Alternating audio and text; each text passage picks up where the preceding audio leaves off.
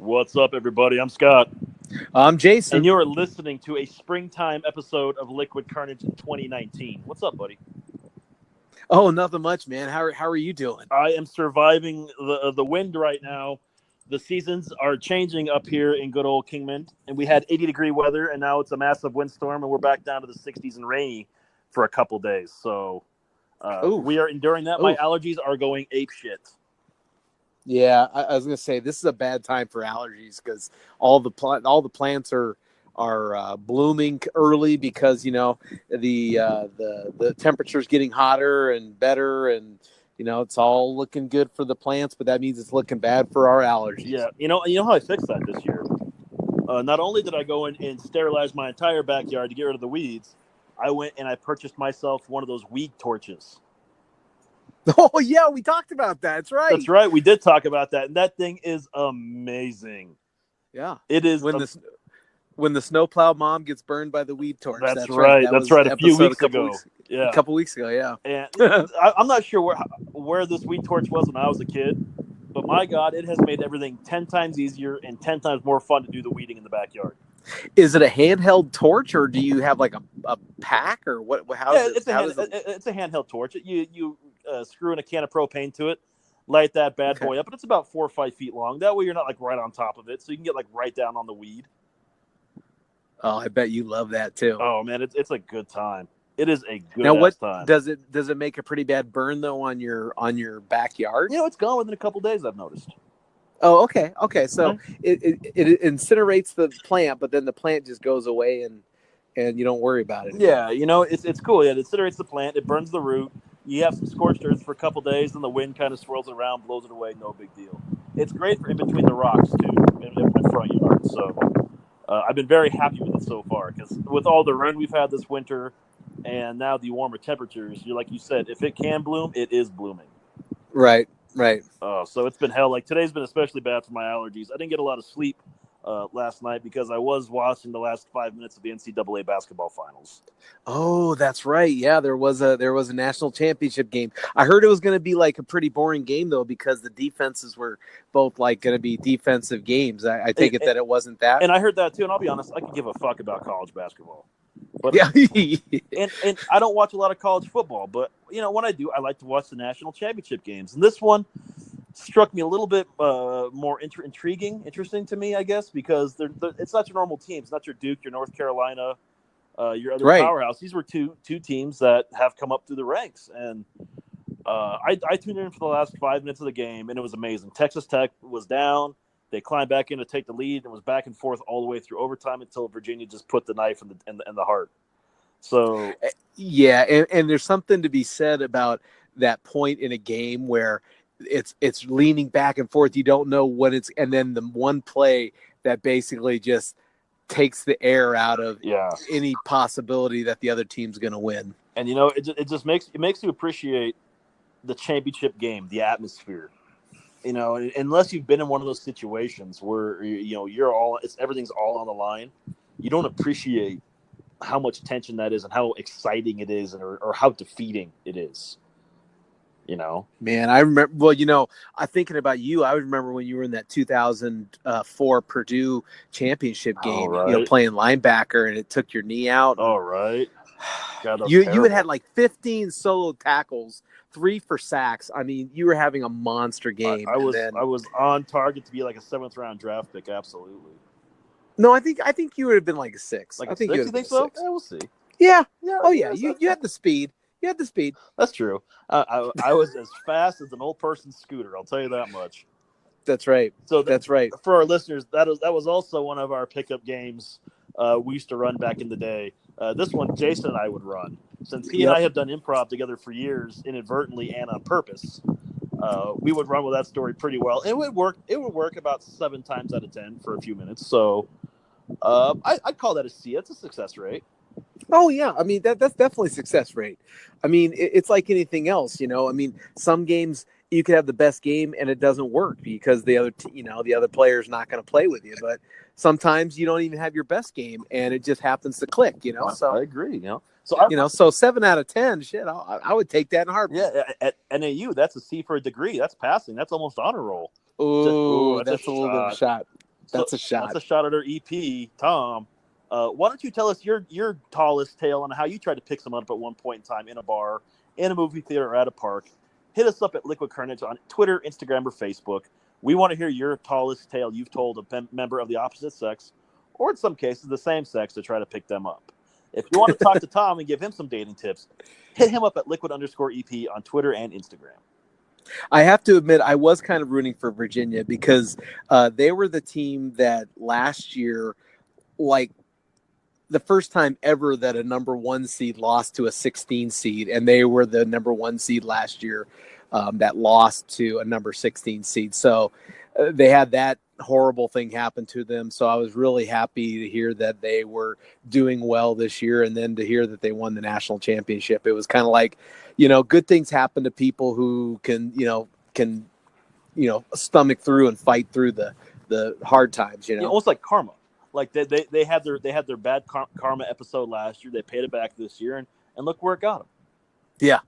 Yeah, karma. That's a good way of putting it. Like they handled it with grace last year when they got their butts whooped by a far superior or inferior team, and it came back to say, okay, now the gods will grant you good karma.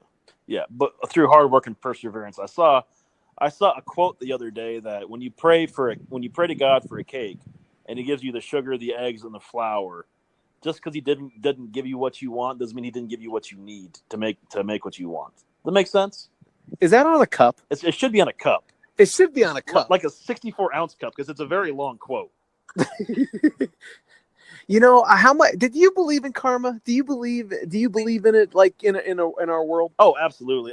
I've paid back a lot of bad karma on my half. I feel like I've paid back a lot. I've given out some good karma, and I feel like I like to watch those that have been poor to me get some bad karma their way, and it's refreshing. It shows that life really does have balance, and life really is fair. Yeah, because I believe in it too. Like I just find that it when I feel like something is not going the way I think it should, or someone's taking advantage of the system, for them to get a little bit of a dose of a comebacker, I gotta admit, I get giddy. I get so giddy when I hear something bad happens to someone who did bad. Yeah, and I know it's an evil thing to say, and I apologize to our listeners who, are obviously going to disagree with me. But when something bad happens to someone who did something bad, I have no problem with it. I had one of those incidents happen around me at work where a former colleague of ours that was a contractor did some work for a company, and they promised the moon, completely underdelivered, and now it's coming back to bite them in the ass from a legal aspect, because they did not fulfill the contract like they said. And you know what? Yeah. If you're going to do a poor job, you deserve everything you get. Well, and I think like anything, there's a way to handle. Like I think we all control what karma we're sending out there. Mm-hmm. Oh yeah. Like you know what I mean. So I think that with anything, there's a way to handle your karma, to do the right thing or to do the wrong thing. Like you can put bad karma out there too. And some people, if they're purposefully putting bad karma out, it's gonna get them. It's going to get them. It will get them. And I understand that some people generally do not know when they're making a mistake, and they have to pay back that karma later. Like, sometimes bad things happen to people unintentionally, and that bad karma happens to them, and then later on, life balances out, and something positive happens to them. Like there's that measles outbreak that's going on right now, mm-hmm. And I'm not sure where you stand on the whole vaccinate versus non-vaccinate. But part of me gets a little frustrated because, and I have to preface this by saying, I don't wish this upon anyone, but when someone doesn't vaccinate their kid and then something seriously happens wrong to their child through non-vaccination, to me, that's a bad karma. That's a bad karma. Now, I know that people say, well, from religious beliefs, I don't believe in vaccinations, or, it causes autism and I don't believe.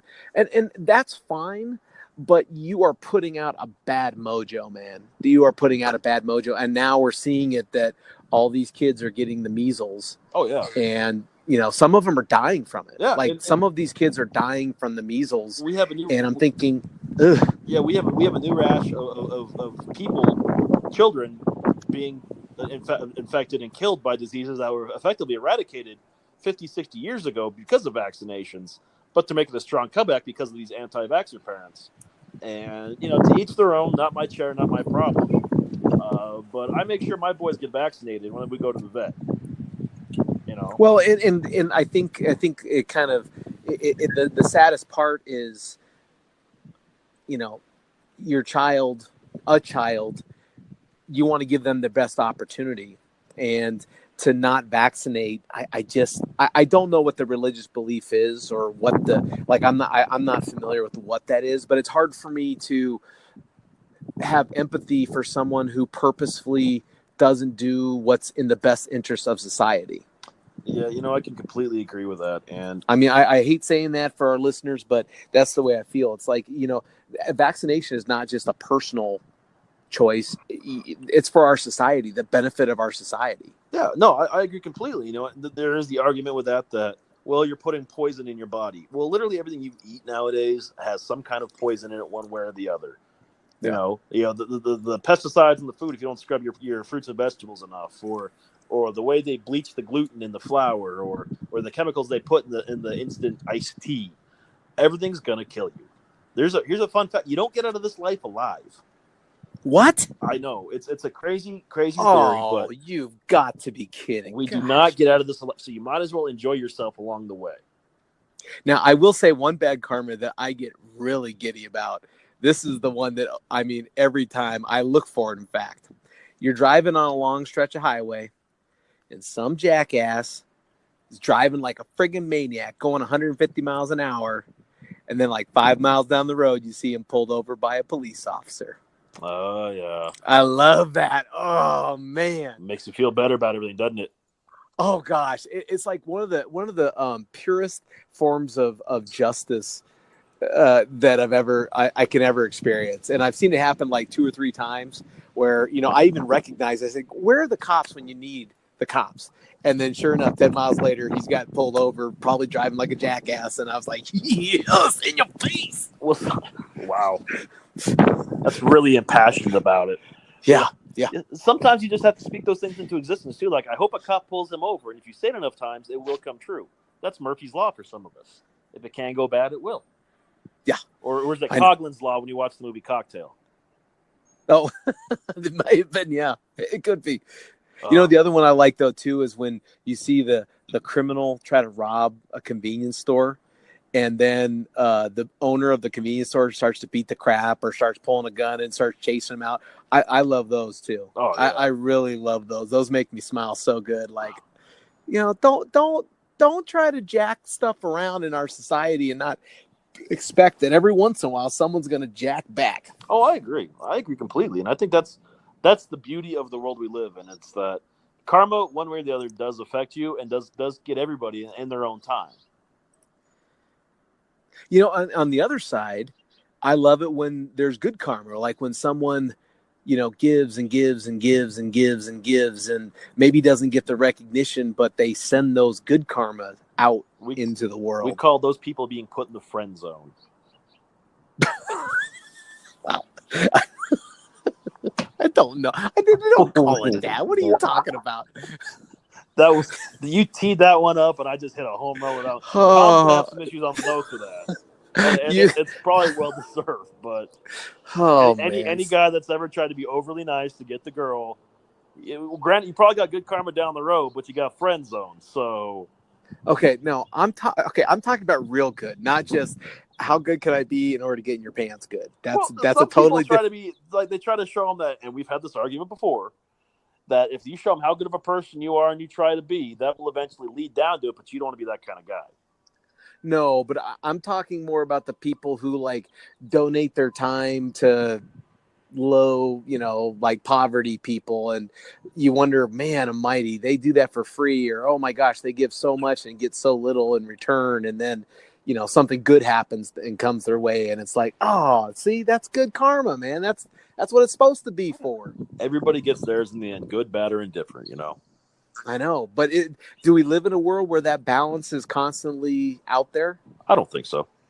So I mean, because if it would be out there all the time, that would be nice. Like, hey, if I do good things, then good things will happen to me. But you're right, that's not the case either. No, not at all. It's excuse me. There's the allergies again. It doesn't happen like that, unfortunately, and we don't get to pick or choose when good or bad karma happens. It's just going to happen on its own time, and you have to be ready to take it one way or the other. You know that we obviously in the news and stuff, they talk a lot about like police overstepping their rights, you know, shooting someone or hurting someone, you know, when they do something wrong. And I always get really frustrated when the person is committing a crime and the police get involved, and then it becomes you violated his civil rights by shooting him. Well, if he hadn't been doing the crime, maybe this wouldn't have happened. Oh, I agree completely. That's how that shit goes. You know, I mean, but isn't that more cause and effect though too? Well, I don't know. It's kind of like if you put yourself in a situation, if you actively put yourself in a situation that could cause something bad to happen, how much empathy should someone have when it does actually happen that way? That's an excellent question, and I think teach. I mean, I understand people who, you know, who get pulled over and then, you know, someone goes, you know, batshit crazy and shoots you. But when you're committing a crime and then you get hurt or killed from someone trying to stop you from doing that crime, should we have empathy for you? I have a tough time with that one. I don't understand that one, but I think that's one of life's moral and philosophical questions, you know. And we don't like moral and philosophical questions on Liquid Kernedge. Well, we do, but I think those you have to have with a nice libation on the rocks, possibly. Oh, maybe. Possibly maybe. At a drunk history telling session with some bonus episodes. Yeah. You know, things like that. Yeah. You know, but yeah, I guess, you know, to kind of wrap up this conversation, I think, like you said, it all comes back to, you know, if you do good unto others, good things will happen to you. And if you do bad to others, hopefully bad things happen to you to even it out. You know, it's the ebbs and flows of life that'll get you one way or the other. But I want people to, I would hope people are good in general, and the positive outweighs the negatives for them, you know? Yeah, well, and doesn't that lead to a lot of people, they overlook some of the smaller good things that happen in their lives? You know what I mean? Like, it's kind of like they take them for granted, so they think that their life is not going well, and yet if they look at the little things that they get to enjoy every day that maybe are just inconsequential, their lives are pretty blessed, you know, like their lives are pretty good. That's also very true. That's very true. You know, it's, you know, I guess it all comes down to perspective. It really does. Yeah. So I am happy for Virginia. I'm glad they won. I'm glad that they got to redeem themselves from last year. I think that anytime you can get a feel good story out of sports, it's like a metaphor for life. Well, there's not a lot of feel good stories out there right now, so you need to take everyone you get, every chance you get, and make the best of it. You know. How are your elderly volunteers and your children volunteers doing this week? Are they doing good? Oh yeah, they're doing all right. You know, it's I'm in meetings and trainings all week, so I haven't had much time with them. But I think we're starting to find our flow. We're starting to get in our groove, if you will. Yeah. And, you know, I spend a lot of time in the car now, in my truck, trying to go between all the different locations that we have them, and I find myself listening to just a variety of different radio stations. And you ever just get a song in your head and you hear it's like, yeah, that's a good song, and before it gets really popular and it gets played to death, but you know, just one song that just gets you every time. You just got to stop and just listen to the whole thing. Yeah. You know, what's one of those songs? Do you have one of those songs right now? I got to be honest. Our radio station we listen to must have either a vested interest or owns Ariana Grande, because every second or third song is an Ariana Grande song. Mm-hmm. And she's got a couple, you know, good songs, but when you hear them over and over and over again, they they get you. They get you. Yeah, there's Turbo on Sirius XM, which is like the 2000s rock, late 90s 2000s rock, and it seems like every time I get in my truck and it's on that station, it's Tool. It is some Tool song from way back when, and they're always talking about the new Tool album that hopefully could be coming, and I'm like, it's not coming, guys. You're playing music that's literally almost 20 years old to 10 years old. If they haven't recorded anything, Maynard's too busy out making wine in Sedona or Jerome, so, wherever he is. Okay, in the Verde Valley of Arizona. So it's not happening. But when I'm at home on my Alexas, I have the Amazon Music going, and they do a pretty good job of sprinkling some music in there I wouldn't normally listen to. And I've found some music from the X Ambassadors and 21 Pilots right now that just seems it's got a nice flow to it. Like, it's good to have, like, when you're in the gym or you're in the kitchen or just relaxing. It's just a nice.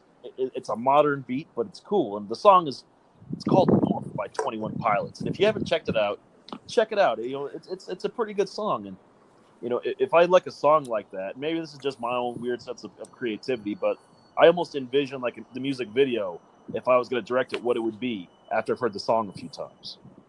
Oh, wow. Okay, so this is actually very impactful on your life. I wouldn't say impactful, but if I have a few minutes of daydreaming that song, so I'm like, yeah, like if I was shooting this video, this is how I would do it. Or this is like what I picture the song meaning. Yeah, I don't get that deep into music like that. The Hannah Montana and maybe I should. Songs, the Miley Cyrus songs don't hit. Yeah, I mean, this is the best of both worlds or Party in the USA. I really don't listen to it that much. I would have figured you'd have mentally directed all the Ariana Grande videos by now. Oh, well, I have to say there was a picture or something of her that I saw recently, and she was wearing like this skin tight outfit, and she looked okay. I mean, yeah, she's not bad for like that. I'd send her some good karma. I'd send her some good karma. Oh, I'm sure a lot of people would send her some good karma, and I'm sure she'd like to pay back some good karma at some point. Yeah, because thank you next. Yeah, absolutely. Thank you next. Thank you next. That's right. At least Pete Davidson from SNL has a good attitude about everything. He rebounded really well with Kate Beckinsale.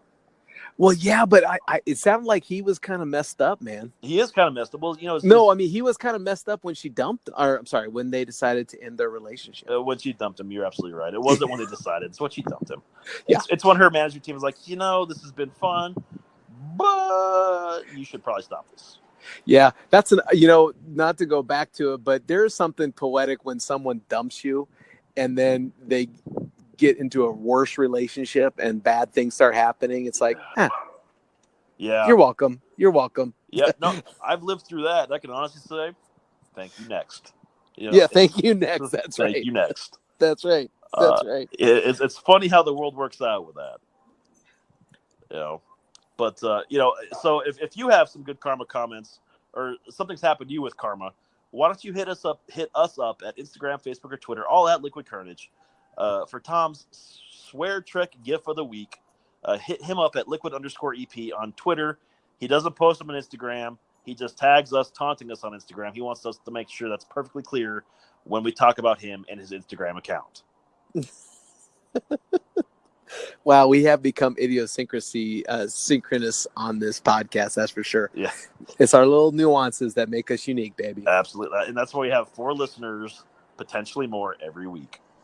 Yeah, we every week we seem to get states that come back on the fold. They don't listen for a couple weeks, and then they come back, and we welcome our Hawaii listeners. We love those people. It's funny when you talk about the states that because we can look on our platform that we launched this Podbean. We can look and see what states or how many downloads per state we're getting, and it makes me think, like, when there's a state that we don't have any relatives or friends in, like Georgia, for example.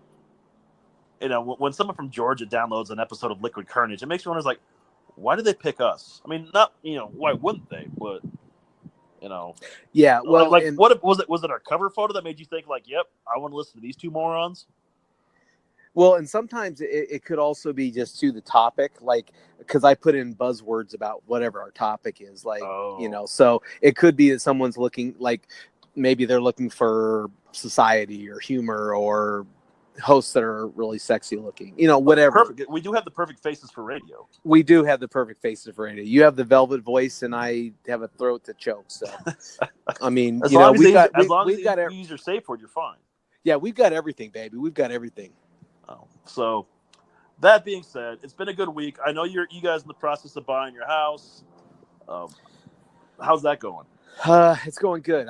Send us some good karma. Listeners, send good karma. We just got done with the inspection period. Everything looks relatively good. And then we're now the appraisals, the next part. So we'll see how that goes. But well, good luck and Godspeed, my friend. I'm hoping for a very nice housewarming party down there.